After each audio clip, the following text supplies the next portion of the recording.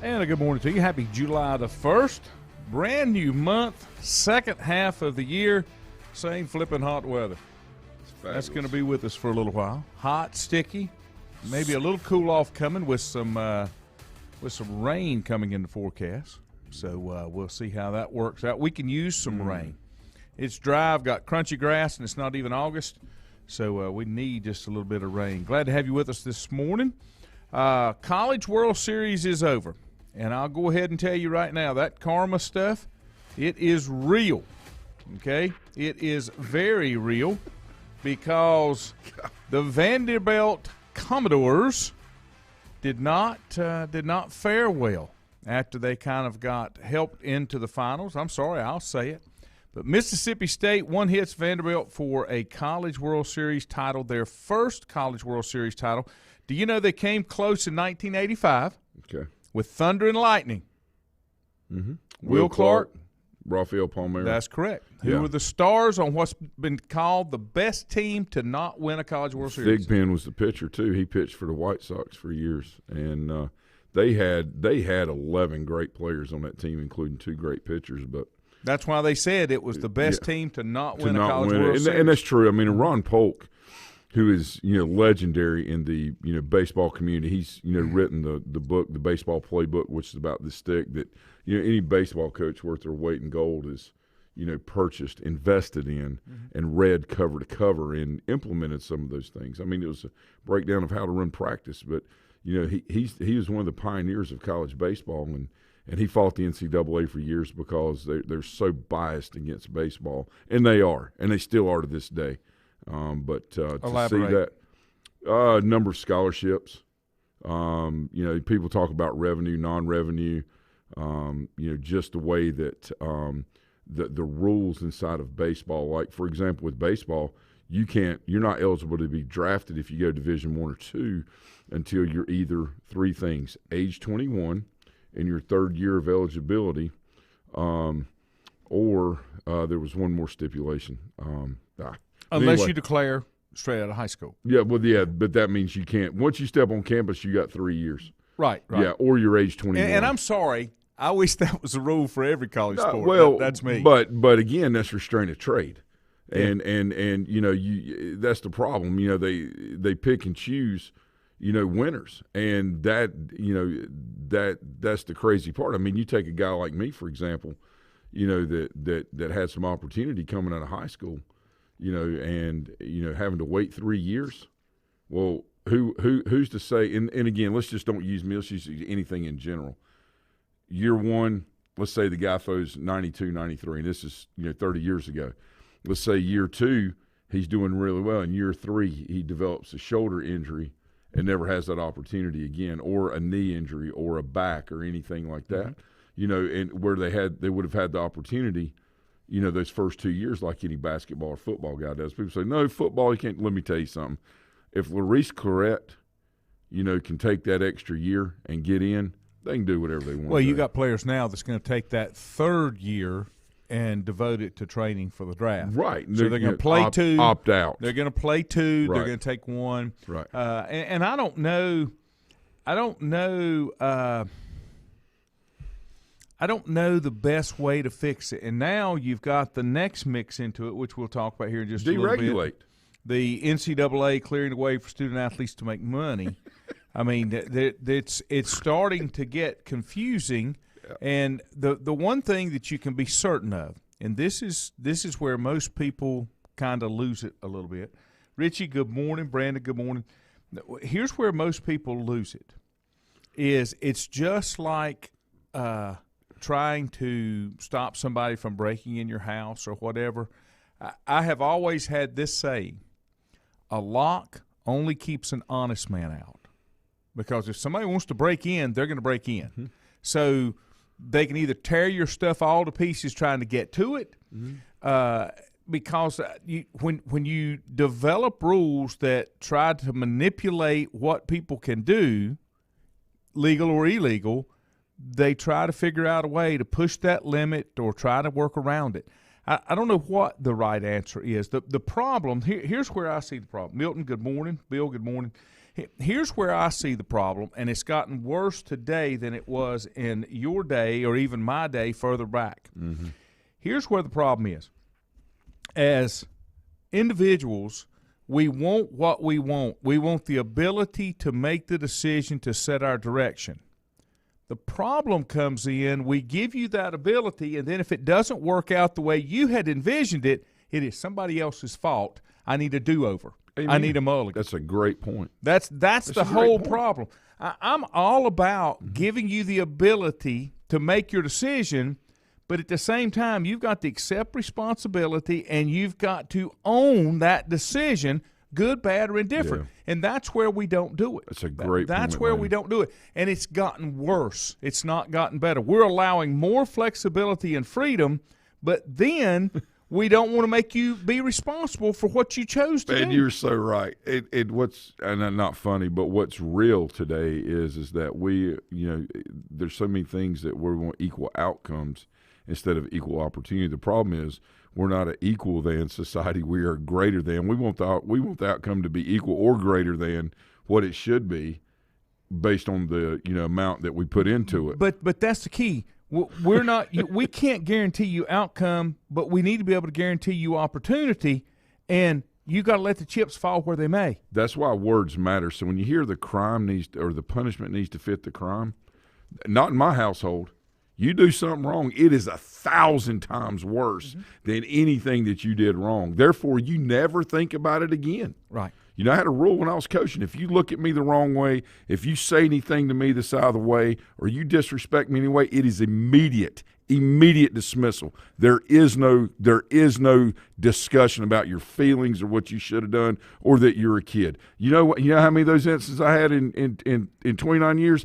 Zero. Yeah. Zero. Yeah. Zero. Because they know it's the death penalty. It will not be changed. The only way it's changed, they fire me and reinstate you. Probably ain't going to happen. Well, that's the problem, and it filters all the way down to high school and Little League and everywhere else. Everybody wants the desired outcome, and that's not what life is about. Well, life should be about opportunity. Yeah.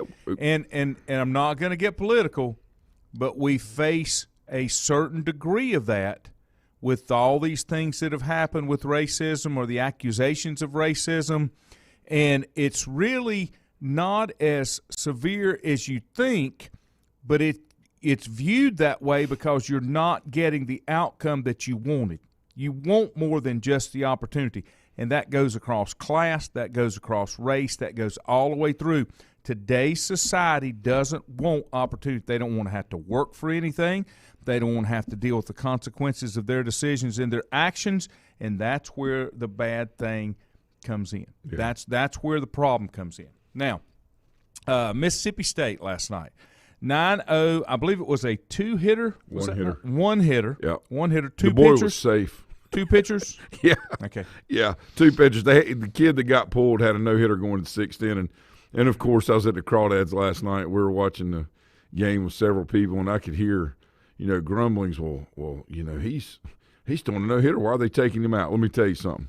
Chris Lemonis knows his team. That's just like, years ago when Carolina was playing, they took a kid out that was throwing, appeared to be throwing really well in the ninth inning or eighth inning, and they took him out. So, well, God, he's throwing great. Why'd you take him out? And Carolina ended up getting beat. They know their players. Okay, it doesn't matter how hard you're throwing or how much success you're having, all right? When you're playing to win a championship and not a game, then you have to be strategic and tactical in your nature. Strategic is the long-term view. Tactical is that short-term window. Tactical moves have to be made as part of the strategic plan, okay? That is why that kid came out. He was throwing great, but it was time. He had not thrown much more than that, just like the kid at Carolina years ago.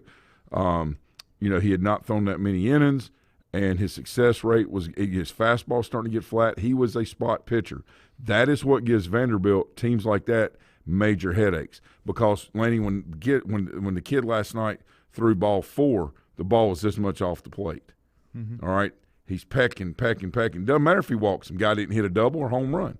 They can control the game and control the narrative on a great hitting team when you have guys that throw to locations instead of worrying about throwing strikes. So there's so many more things that go into this than what just the eye sees. Okay, that was a great strategic move by that coach last night, and I just smiled when he pulled that kid out. I hate it for the kid, but at the same time, it ain't about the kid. It's about Mississippi State, their journey through Ron Polk all those years, who is a great ambassador for baseball, great, fought tooth and nail year after year against the NCAA, the things they did, and this was a great victory for not only Mississippi State, but for college baseball and the karma word coming in. That's that right. Some people say. You have to be careful. You have to be careful. Now, the other side of it that was kind of the most amazing thing is probably two of the top pitchers to ever come through in a College World Series fell to the wayside. So let's go back and talk about process. So when you're winning championships, not games, those two pitchers helped Vanderbilt win games all year.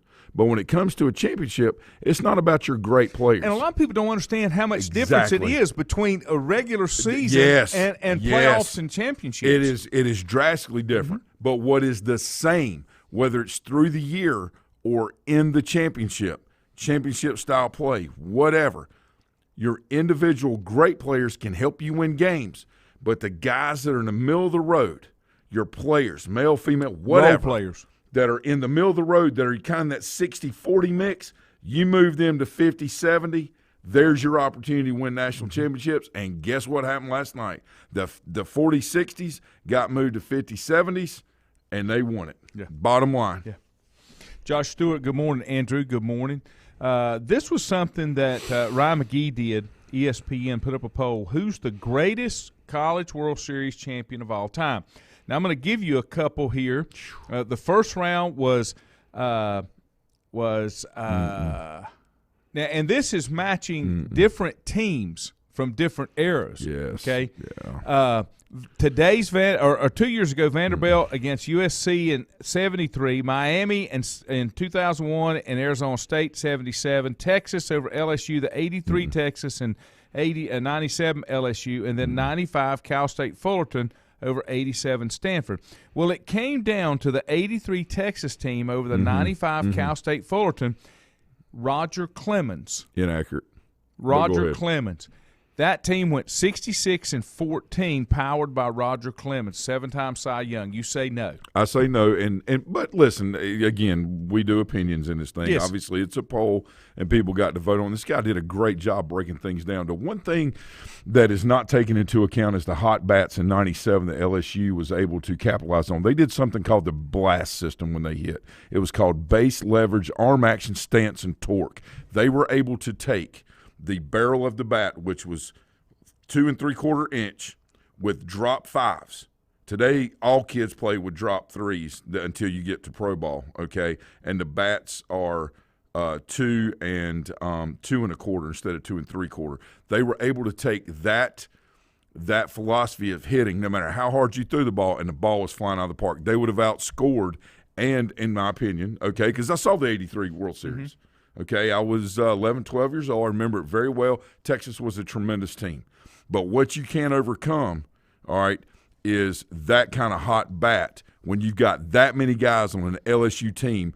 I mean, you got to think about it. They had guys that were this big around, that when they taught that base, leverage with the bat, arm action or angle, stance, and torque, basically, they just drop the backside and hit off their back foot, which allows you to stay behind the ball longer and lift it in the air, and then it's gone. The reason you can't do that with metal or today's bats are too heavy, all right? I say too heavy, 2 ounces different, but it is big, and they're smaller, and the same thing with the wood bat. People that do that or hitters that do that have one of two elements. Number one, they have to collapse their front side, so they got to stay back and lift and drive the ball from the backside, or that it's just natural for them to do that. Very few on either side, okay? Sorry, I didn't mean to get too technical. No, but that's good. the analysis You're on good. that, okay? And the '95 Cal State Fullerton team, it very easily could be argued among those three, but that's right. Those three, the '85 USC team, all right? I'm sorry, the '83 Texas team, the '95 Cal State Fullerton, which was an incredible team, and then the '97 LSU team. Absolutely. Yeah. Absolutely. Mr. Baseball joined us here this morning. Cody, better known as Tyrone Lawing. Glad you're up this morning, Cody. Thanks for joining in. He's a great American. He is. I love him. He's I love Coach. He knows he's Tyrone. He's not that big around, but I love him. He's the thin man. He's the original thin man. Let me take a break. We come back. We'll talk name, image, likeness. That's next. If you ask around, you'll find Burke Mortuary has a reputation for excellence and commitment to value. They've built a reputation of trust for more than 35 years. Burke Mortuary is proud to offer personal attention, meaningful tributes, and the area's most affordable prices. They're also proud to offer you beautiful, state-of-the-art facilities. It's the perfect place to honor your loved one. So when choosing a funeral home, the choice is easy. Choose Burke Mortuary with locations in Maiden and Newton. Whether it's a sit-down meal or a call-in for the drive-thru, Brookwood Cafe and Catering is the answer. A variety of meats, vegetables, and desserts cooked daily, or a hot sandwich from the grill, they have what you're looking for to satisfy your taste buds. If you need catering from 5 to 500, Brookwood has you covered as well. Stop by Brookwood Cafe and Catering at 202 Providence Mill Road in Maiden. Don't forget breakfast daily till 11 a.m. Open Tuesday 6 a.m. to 2 p.m., Wednesday through Saturday 6 a.m. till 8 p.m., and Sunday from 7 a.m. to 3 p.m. Call 828-428-8944 to place your order today. First Federal Savings Bank has been serving Lincoln County since 1940. And as it has been from the beginning, customer service is a priority to First Federal Savings Bank. They want to get to know you by name. First Federal Savings Bank has the convenience, the products, and the services that the larger banks have, but with hometown people that you see throughout your community. Stop in and visit one of their 4 convenient locations and see what First Federal Savings Bank has to offer you. Member FDIC, an equal housing lender. Times convenience stores are more than convenient. They're your neighborhood store, your store. With locations in Lincoln, Catawba, Gaston, Iredell, and Mecklenburg counties, there's one near you. Times convenience stores have the right items at the right price, from snacks, cold drinks, and light meals from the grill, and there's always a special to save you time and money. Times has what you need. Times convenience stores, there's one near you. Regardless of where you're going, there's one on your way. Remember, there's always time to stop by Times. Covenant Church began as a vision of just over 100 people in 1984. Since then, Covenant Church has grown and currently located at 2168 Gastonia Highway in Lincoln. The Sunday schedule includes early morning worship at 8:30, Sunday school at 9:45, and morning worship at 10:45. Their ministries extend beyond Sunday. Visit their website at www.covenantchurch.church to see all they have to offer, and better yet, stop by and see for yourself. Covenant Church may be just what you're looking for a new church home. In the best of times, no one is more deserving of every opportunity, encouragement, and support than the youth in our communities. Parents, teachers, coaches, and sponsors struggle to stretch their budgets to continue help. Communities need a team effort. Times Oil Corporation, a longtime member of the community, established the Times Educational Alliance Mission, or Team Foundation. Since 2011, over $125,000 in grants have been donated in the community. Times Oil and the Team Foundation are proud to be community partners. Untangling your headphones, finding the right remote, saying goodbye to your favorite shirt that hasn't fit in 10 years. Why are simple things sometimes so complicated? Thankfully, with Auto Owners, insurance doesn't have to be one of them. Auto Owners works with independent agents who live in your community and answer when you call, so you can worry about more important things, like finding a new favorite shirt. That's simple human sense. Call Mooney Insurance in Maiden or East Lincoln Insurance in Denver, or visit mooneyinsurance.com. Stifel Nicholas now has an office in your community. Stifel Nicholas is a full-service organization offering a wide range of investment vehicles and services. These include money market funds, CDs, stocks, bonds, mutual funds, annuities, retirement plans, and managed accounts, to name a few. Our financial advisors will sit down with you and help you tailor an investment plan, explaining strategies and investments which may help you achieve your personal goals. Call 4 Rembert today at 828-624-7300. Stifel Nicholas, member SIPC, and the New York Stock Exchange.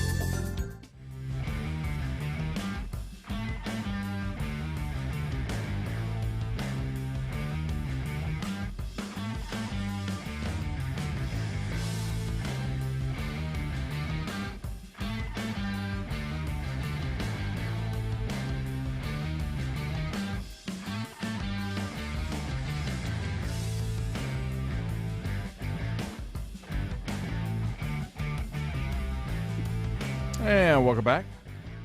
Tim Lawing, good morning. Stacy Jones, good morning. TJ, good morning. Richie said the 77 Arizona State team had some good names on it. Finished with a 57-12 record. Used Adirondack bats. Adirondack bats. Golly, dude. Those things were heavier than wooden bats. Was that Tim Long knows. He played with them. He knows. And them things are like picking up a telephone pole. Talking about Babe Ruth swinging one of those. Why do you like the metal bats in high school and college? Because the games would be incredibly boring because nobody can hit anyway. It just make it worse. No balls would ever leave the infield. You'd never see a CNI single hardly at all with the wood bat at that age. You know, kids aren't strong enough to swing. You say, well, yeah, but that'll change if you put it in their hands. First of all, you have to work on hitting. Mm-hmm. That's just not something. When somebody says he's a natural-born hitter, that's easy to say when they make it look so easy. There are thousands of hours put into that. You just don't walk up there, oh, he's a natural hitter. He can do – no. I am anxious to see how all this stuff unfolds, and it's not over. It's just beginning. The chaos shall begin. Because it's July 1st. Lawyer up. 19 states had already decided, effective July 1st, that they would allow this. And I don't know that they've got a tremendous amount of guidance out there. So the board of directors decided yesterday to officially suspend the organization's rules prohibiting athletes from selling the rights to their names, images, and likeness. Mm-hmm. They didn't decide to do that. The Supreme Court told them they were going to do that. I mean, that sounds good. Hey, we've thought about it, and this is in the best interest of our young men and young women that are competing in amateur athletics. No. They figured out we lost. We got to get the egg off our face and move forward. But the new rule represents a major shift in the definition of amateurism.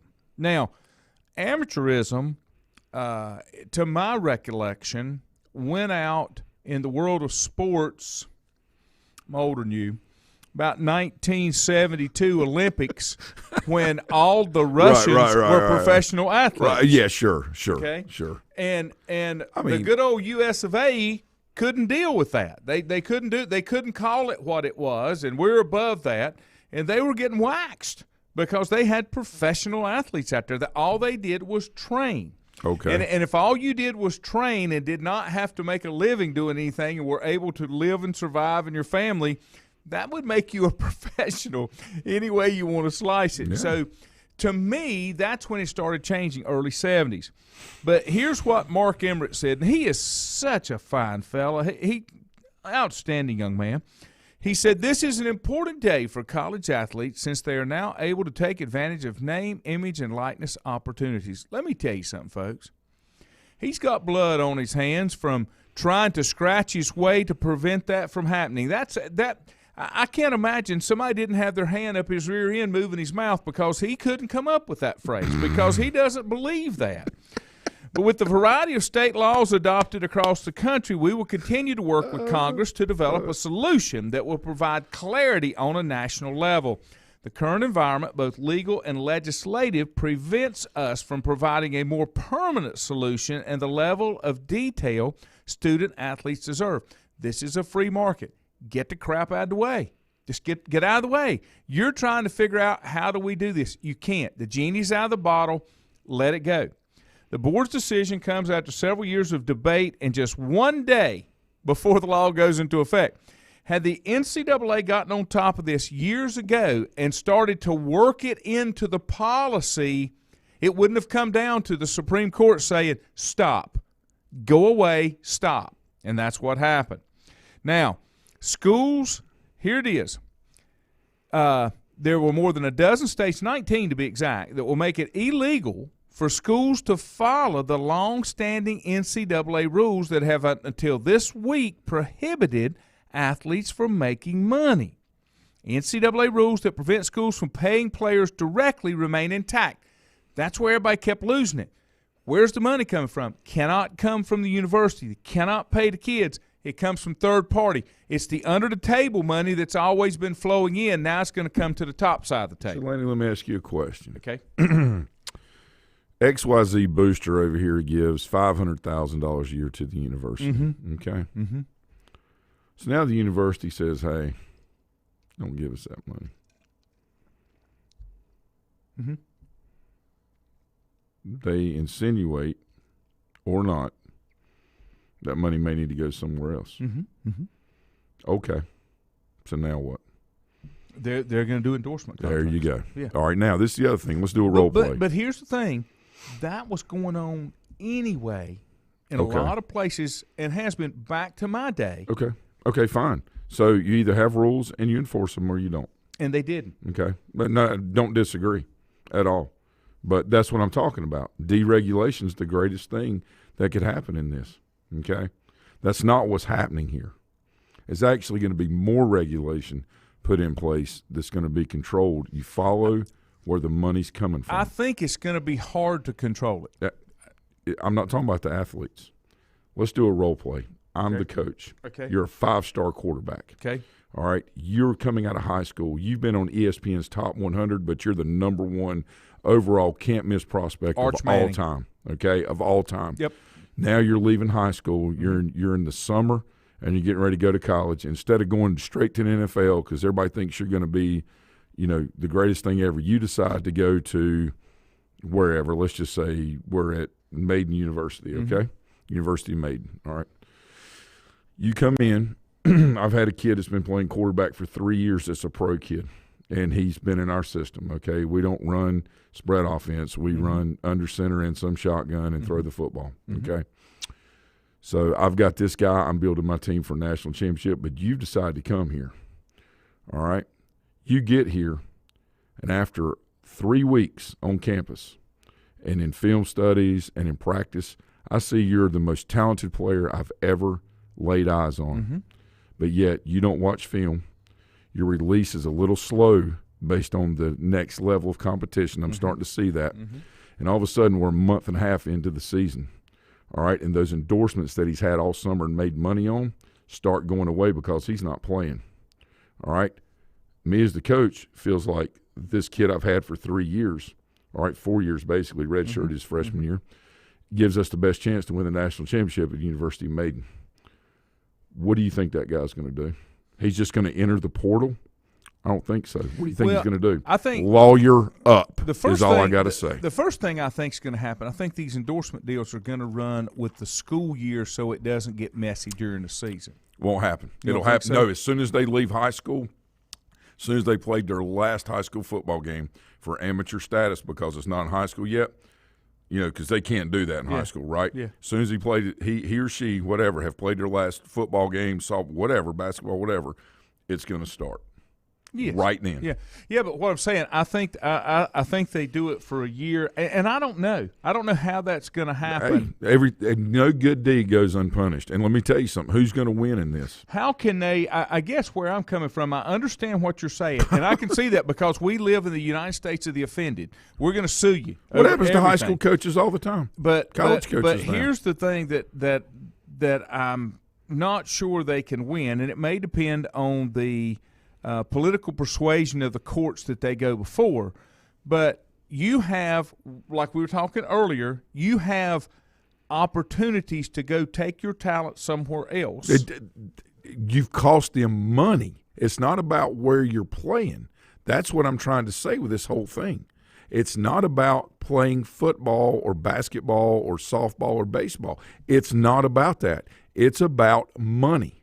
And anytime you have – So why does that not happen with pros? Because they lose endorsement monies because they're not playing, but I haven't seen lawsuits over it. I'm just playing devil's advocate. I'll give you an example. But they're professional athletes. I'm telling you, this is what's going to happen now because they're still considered amateur status trying to get to that professional level. think that's gone. I think that's totally gone on the college level. No. The amateur status. I'm not saying amateur is. I'm saying they're still looking at it as amateur with the money. Yeah. Why does it not happen in pro sports? Because once you get to the top, then there is no more argument about it. Yeah. When you're inhibiting the growth or potential growth of someone from a financial standpoint, you see it happen all the time. Why are people replaced at jobs? So let me ask you this. And then why they turn around and sue when they are. Would you be better off, to go back to what I had said before, and Vance, good morning, Travis, Shelton, good morning. Glad to have you guys. don't the major players need to come up with a – when I say major players, I'm talking about colleges and universities. They need to come up with a way that separates them, that they become a minor league system, and it's really treated as a professional thing, and they're sponsored by the university so the alumni could cheer, that's my Wolfpack, that's my Tar Heels, that's my Tigers, but it really doesn't have anything to do with this. Now, the other things that the NCAA has out there, do they remain? Is this the only thing that's going to happen? No. Because cause and effect. Can you make them go to class? Do they have to be eligible? Well, that's the thing. Okay, so now, you got to remember, the whole thing with the scholarship started under the premise and guise of you are coming in and playing for this university, whatever sport it is. Mm-hmm. We're going to then trade off to you deferral of cost of education and sometimes not even having to pay it. All right, depending on what sport, how much scholarship money's being given, whatever. They're trading services. Well, now that that's been built, and you have this tremendous platform, now people, which is normal, are going to try to take advantage of the platform. Mm-hmm. Okay. Now, Andrew agrees with what you said. Okay. About. They're going to unionize in the long run. Yes. Just that's what all this is. Now, Dave Willis, good morning. Here's my question to that. Mm-hmm. Considering the way this thing is constructed, just like here, talking about the states that have got laws that were allowing this, the NCAA has instructed individual schools in states that do not have a law in effect to craft their own policies based on loose guidelines that are designed to prevent pay-for-play deals and payments that are used as recruiting inducements. That's already there. I mean, they can say that, but that's already there. They're trying to influence policy and force people into something, legislators or the people that vote those legislators in, trying to force them into a narrative or something that they want done. Mm-hmm. Okay, if there's no policy there, then that means there's no interest or belief that there's one needed. Okay, there's nothing wrong with the NCAA recommending that or suggesting that, but again, this is narrative based. Mm-hmm. So what happens? It goes back and they try to push it on people to go do. I'm not saying it's right or wrong. I'm saying what is. Mm-hmm. Okay, that's why all of this has political overtones. Mm-hmm. Okay, fine, it is what it is. But when you start doing things based on politics is preceded by narratives. Yeah. That's where the politics comes in after the narrative. And now you've got major issues. Yeah. This is what's going to happen. You're going to, in my opinion, see a great divide in about 10 years. This is going to. I don't think it takes 10 years. This is going to finagle around. This is going to do this. What's going to happen is the great coaches in these large institutions are going to start getting sued one by one because the 5-star player, Lanny, who is the great quarterback, didn't exactly pan out. Number one, his release was too slow. His decision-making was not good for anything above high school. Plus, all he's worried about is fixing his hair and smiling for the camera and being on a poster instead of putting the work in and the time and investing the energy. Well, whatever, all right, that's the problem. So what's going to happen is there's going to be a great divide. And all of a sudden you're going to have some university and colleges over here that are smaller names that start investing in these large-name coaches say, we're going to have policies in place. When you come here, you don't have to deal with this. All right, so now it's not that coaching isn't about management, but the ultimate goal is to win a national championship, not to have a team, or it better be, or what are you doing? Then let me ask you this question, and I got some other things on this I want to come back to. So would not unionization stabilize some of this and kind of put everybody on the same stabilize? page? When has that ever stabilized anything? But you know what I'm saying? It would come up with guidelines that this is the way that would work. So the players say, you know what, I think we want to do some other things, so we're going to stage a walkout. Mm-hmm. There you go. But there you go. Who's in control? But hang on a second, and don't lose your cool. Okay, I won't. That happened, and it didn't have anything to do with money. What are you talking about? Over this racial stuff. You had players that said, it had everything to do with money. We ain't playing for him. No, it we had okay, no, well, that's fair. Right, but the money, they had to buckle under because of the money. They were going to lose the money if they didn't. Yeah. Now, that's a completely different situation. Yeah. I'm talking about that is something where if someone, was mistreating players or was not being on the up and up, or, just being unfair, that's different. I'm not talking about that. I'm talking about, well, we want more. We want more of this revenue. We want more of that. Okay, listen, I have no problem. If if somebody is in part of a union or wants to unionize, that is their business. What I'm saying is this is what's going to happen, and it's going to cause disruption in these college sports. Now, look, does that make it right, wrong? That's up to what you or anybody else believes. Mm-hmm. Okay, I think there's a place and time for everything, all right? But at the same time, this is going to be a cause and effect. All right, and many people believe, and I'm not throwing me in there, I'm just saying many people believe that really it's about starting this over here while this hand's forming the union while nobody's looking. Yes. Okay, that's fine. Yeah. Okay, that's the way things work, but that way people know what's going to happen. And while they're cheering for, they should be able to get anything that they want and they deserve. First of all, you're not entitled to anything, and you don't deserve anything. That's correct. Okay, everything should be earned. Right, but that's not the narrative that's pounded. Mm-hmm. You deserve this. You're entitled to this. So and who are the people that say that on TV? The law firms. Mm-hmm. Yeah. Okay, fine. Well, this is what this is going to turn into: representation. The universities are going to spend millions of dollars having to have legal representation when they could have been investing that into their facilities, into their students, their student athletes, and into their communities instead. Well, hey, look, man. I think the golden parachute that's going to protect the universities is the money's not coming from them. But I know. They got to find somebody to sue. Yes. TJ brings a great point up. Kenny Weaver, good morning. He said, imagine what primetime could have earned.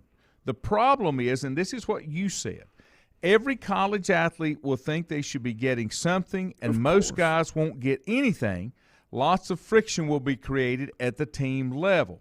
And that's what I was saying about if you unionize, then you're going to restrict some of that. But that puts everybody back on that same playing field. I don't know if that will work. Jack Huss, good morning. Chris says, trickle down. Next thing you know, Papa A thinks his son is a rising star at high school and wants money from. That's it. Yeah, that's coming, Chris. There's no doubt about it. Let me take a break. We'll come back. We'll continue. If you ask around, you'll find Burke Mortuary has a reputation for excellence and commitment to value. They've built a reputation of trust for more than 35 years. Burke Mortuary is proud to offer personal attention, meaningful tributes, and the area's most affordable prices. They're also proud to offer you beautiful, state-of-the-art facilities. It's the perfect place to honor your loved one. So when choosing a funeral home, the choice is easy.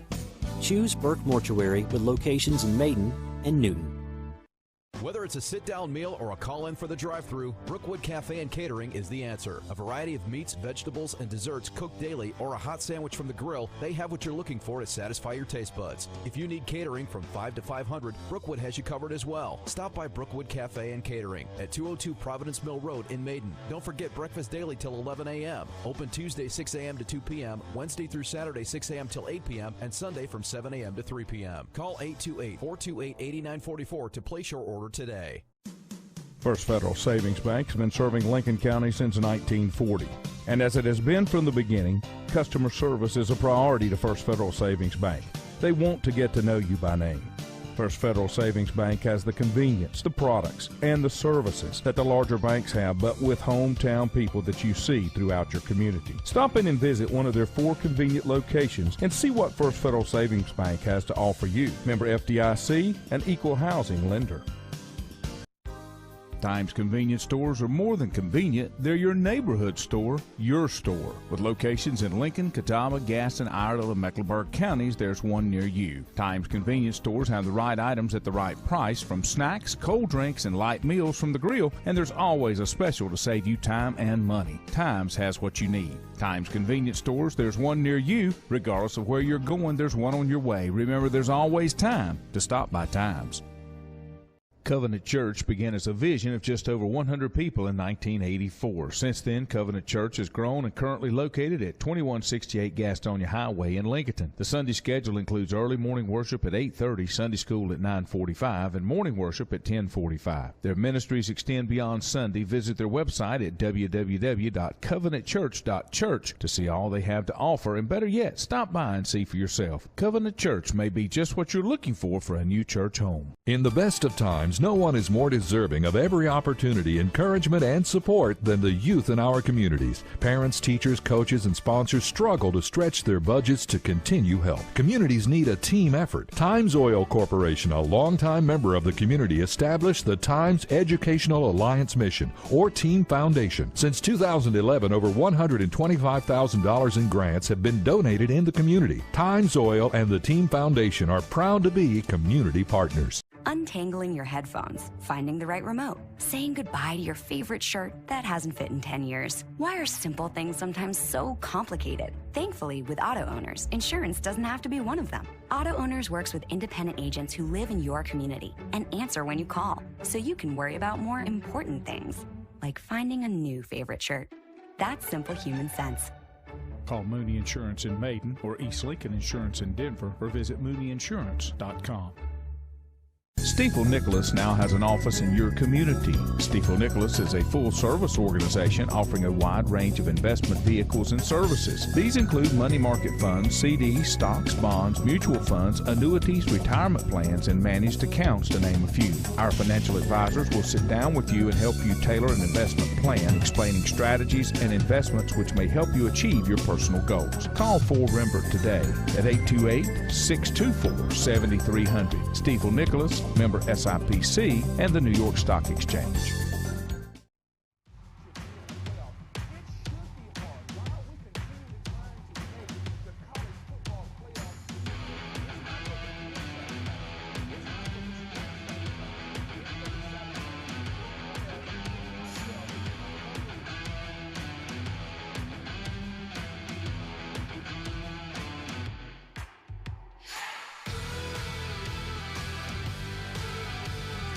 And welcome back. Bill Klein asked a question, and that's a whole nother show, Bill. Let me go ahead and tell you. That's a whole nother show. That's a great one. That's a great topic. We'll get into that. Probably not going to be today, but that is a whole nother show right there. Yeah, it is. Let me go back to where we were at on name likeness. Let's see. Andrew said, honestly, I'm curious if you'll start seeing these high-end coaches make the jump to the NFL just to get out of the liability of all this. I think it would be determined by how much of that comes to fruition. That's where the thing is. It's gonna. Right now, they're trying to keep the money and the university separate, and you're going to have to see how this goes. Now, let me give you a couple of things. Will schools be allowed to pay athletes directly? No. Most new state laws and NCAA rules explicitly prohibit schools from paying athletes directly. Now, that's the thing. If they can continue to keep that line in place, that may be what protects them, but we'll see. Can athletes enter into name, image, likeness agreements with boosters? The NCAA does not have any rules that restrict boosters from paying athletes as long as those payments are not directly for athletic performance or an inducement for recruiting purposes. Some new state laws address booster involvement in different ways, and some might need further interpretation, but it's clear before it's clear how involved boosters can be. Here's the deal. Those boosters that have that kind of money have businesses, so it becomes an endorsement deal, and it gets up on top of the table. That's my only thing. And it's going to happen. It's going to happen. Go ahead and write it down. Must see TV, baby. Here it comes. All right. So one more thing. Go ahead. Are schools allowed to arrange opportunities for student athletes? Some state laws restrict schools from arranging deals. The NCAA rules leave that decision up to the individual schools, but it warns that schools need to be careful they don't cross lines and use it as recruiting tools. I read the press release from Charlotte. They were one of the first schools locally to make an agreement, an arrangement with a company to handle this outside of them. That's what they were doing.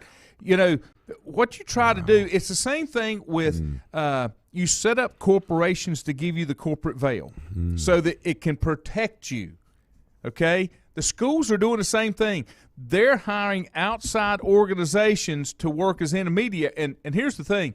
In case you're wondering, these people are really agents. Because if they're negotiating money deals for athletes, they're agents. So that glass is this thin, and you can see through it, and you can break it. So you can hide behind it if you want to, but when a rock comes flying, the glass will come down. There is no way that they're going to be able to separate the two. Oh, I agree, yeah. So in compensation of name, image, and likeness, how does this go with taxation? Well, they're going to get 1099s. All right, now check this out. What if, all right, it goes a lot deeper in this, folks. So, you really, really need to think about what side you're on, okay? And then, opinions are opinions. You can say or do what you want to do, but you really need to think about this, because how many of these parents still claim the kids on their taxes? Don't even get me down that road. I'm already pissed about that. No. And again, I want to be very clear. I'm separating what I do for a living in this discussion. Full disclosure, I'm not recommending anything. What I'm saying is I'm talking about the consequences that follow all of the supposed good intentions and compensating these poor athletes for all that they do and the money that they generate. And let me tell you something. You are where you are because that's really where you want to be. Bottom line, any situation, anything, or you do something to get out of it. That's okay? correct. So knowing that going into something and then having everybody, having other people over here beating the drum, I'm sorry. You can spend your time being a great athlete and going to play college sports, all right, and then seeing what happens after that, or you can spend that time investing in yourself for your future as far as another job and way to make money goes. See, there's the fallacy. Of what? We don't want the future. We just want today. That's the problem I have with all this that's going on. It is style versus substance. We just want today. We're not worried about tomorrow. Artistic display is style. Substance is something that is sustainable and long term. Let me throw something out there at you. You can have both. Let me throw something out there but at you. And this is where this came from. This is where this came from, or a portion of it came from. I'm not as much into it in that School A gets $750 million from revenue sharing. It costs a lot of money to run this stuff, folks. Sure it does. I understand that. The problem that I have, and this goes back to what I said before with my favorite word in consistency.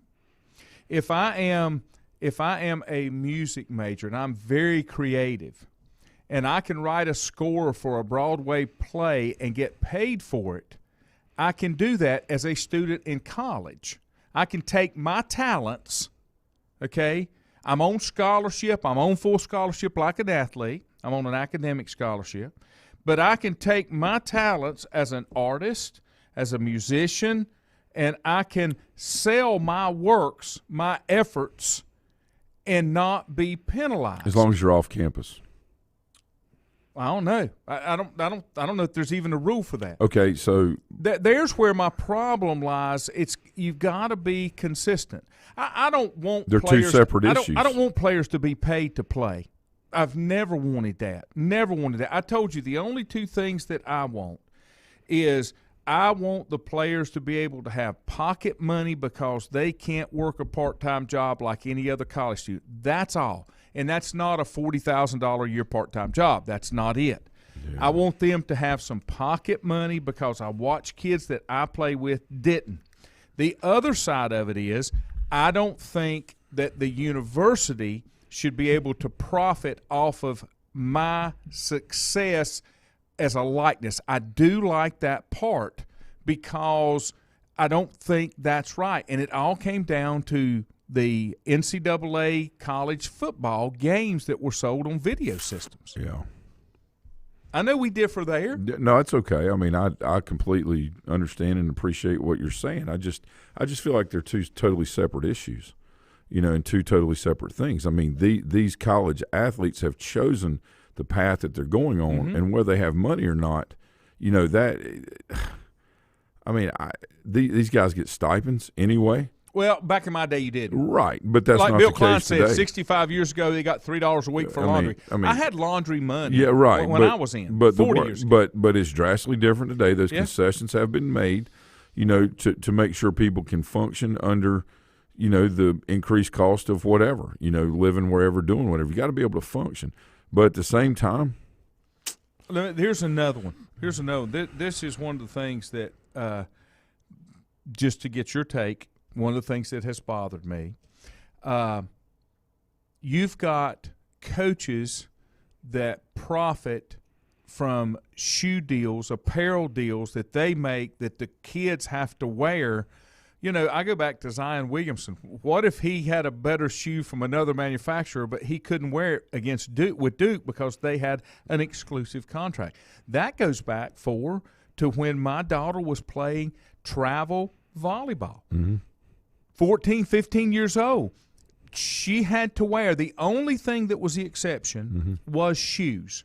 Did not have to wear the brand. Right. But you could only wear this jersey. You could only wear these shorts. You could only wear these knee pads. And if you wanted to wear something else, you had to turn them inside out so the logo wasn't visible because you couldn't go against that. Those are the things that I really kind of have trouble with, because that may not be in the best interest of my kid or what works for them from an equipment standpoint. But I understand that. In today's world, it's very unlikely, though, because of similarities. It's about branding, and it's also, about, when we talk about coaches, that is a private sector. Even though they're employed by, whether it be a public university, that is a contract of employment, and that's one of the things that they worked out with the university. Now, to your point, you've got kids now that are going to be able to do the name, image, likeness, and they've worked that out. And, but like with anything else, we're trying to put kids, and I say kids, these are adults. They're 18 years and older, every one of them. We're trying to put them on the same level playing field as people that have invested years of hard work, years into themselves to get to a certain point, all right, and then say, well, you can come on in here without really having done anything except be good at what you do as far as an athletic standpoint, and that's the value you bring, and then, go ahead and pay them. Now, some people may say, well, that's the whole point. Okay, that's your opinion. That's fine. I'm not going to argue with not necessarily you, but I mean just anybody on that. That's okay. The problem I have is, it's kind of like who planted the wheat, who watered the wheat, and who harvested it, and now who's enjoying it. That's the problem I have. What never changes in football? What are the three things you have to do in football? Right?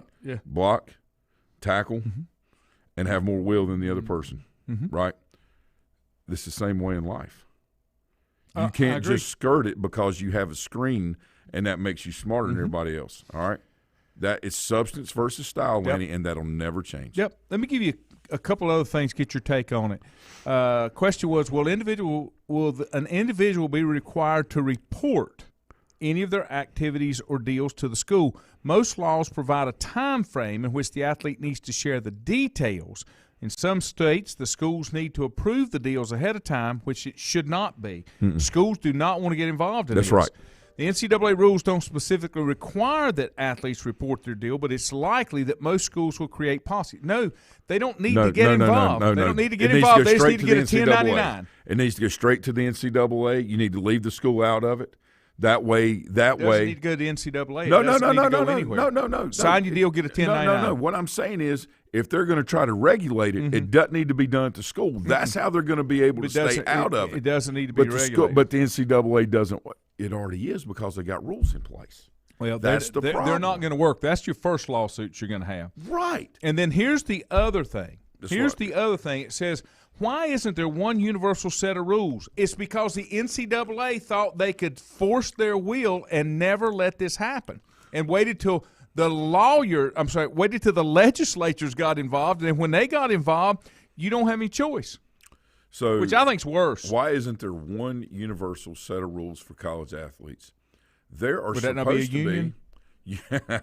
There are supposed to be universal sets of rules, all right, for basically everything that you do, right? But there's not. There's rules, but then there's ways to get around them. And who helps us get around those rules? Yeah. Who helps us? Lawyers. Right. Yeah. That's why rules and laws are created. Yeah. Now, here's the next one. It says, it's likely that Congress will pass some sort of legislation that allows for a uniform name, image, likeness standard for all athletes across the country. Democrats and Republicans are divided for now on the scope of reform they want to include in a congressional law. I don't think I'm like you. I don't believe in regulation. I believe in deregulation and free enterprise and let the chips fall where they may. Right. Supply and demand. Okay. Yeah. Republicans are pushing for a narrow law that only addresses the rights. Democrats want to make schools provide increased medical coverage, academic benefits, the right for athletes to collectively bargain in the future. And pensions are coming. Yes. Shared pension. Yeah. So you've got a player that invested zero time into the program, all right, other than showing up for practice and sleeping through the film sessions, all right, barely was a C student, if that, stayed eligible, was on the team, contributed basically nothing than just having a heartbeat and being a tackling dummy, but they're going to get the same pension benefits as the other players. You say, well, they're not going to yes, they are. Yes, they are. They're going to start pulling monies aside in 3 to 5 years for, because of the harm that these sports do, the harm that they do, not the willingness of the person to participate in the harm. All right, an able-bodied mind, sound mind individual that knows that there are things that can happen by doing this. Okay, this is what it's leading to. What happens when pensions are being managed? They get manipulated. Okay, that may or may not. But what happens is there are now people that are involved in managing them. Well, it's more overhead. I'm just saying it goes on and on. Let me give you this. This is another question that came up. It doesn't change for fans. I don't think that changes at all. TJ brings up a good point. He said the transfer portal will go crazy now because of the money. And nobody's going to want them. Yeah. Nobody's going to want them because they don't want the headache. Are they going to put a salary cap on them? No, nothing's going to be capped right now. It's coming. I know, but it shouldn't. It shouldn't. Now, here's the other thing. One last comment. Video games. Will college sports video games return? And here's the answer. I'm going to give you the answer. No. The reason, not with the current situation, because when they do that, these companies have to negotiate with the group. Common sharing. They're not going to make an individual contract with each individual player. So until there's a union, that's not going to happen. Some companies are working to find ways to form group license with college athletes without needing a union, and EA Sports has committed to bring back its popular college football video game at some point in the next few years with or without players being directly involved. Now, here's the problem with these video games. I'm going to say one more thing and I'll quit. I'm done for today. When you bring back the players and you negotiate, not only when they're active playing, you're going to owe them royalties because those games go on in perpetuity. So got one. I just want to get that big word in there more than anything else, perpetuity. You remember yesterday on the show when you and Juju were talking about unions? You know how words matter? Because we often hear Players Association with the NFL. That's a union. That's why words matter. Yeah. What did Juju say? He said, no, it wasn't. He kept saying, no, it wasn't. But what I'm saying is that is why you have to pay attention to what is being said, okay? And then also on top of that, what is being done. Well, you have the to biggest do that. thing, And I'm talking the biggest about thing sports. is you can't just look at it at face value. You got to look what's under the surface, what the intent of the name is doing. Or the intent of the words being used. Yeah, Are they used for deflection, or to ease a situation, or to enhance it? Hide behind. Okay, and I'm not saying using words are right or wrong. What I'm saying is pay attention. Yeah. Oh, you're going to make that responsibility thing, you devil, you. Have a great day. I think I'm going to be back tomorrow. I think me and Kiever's going to be in here. Have a good one.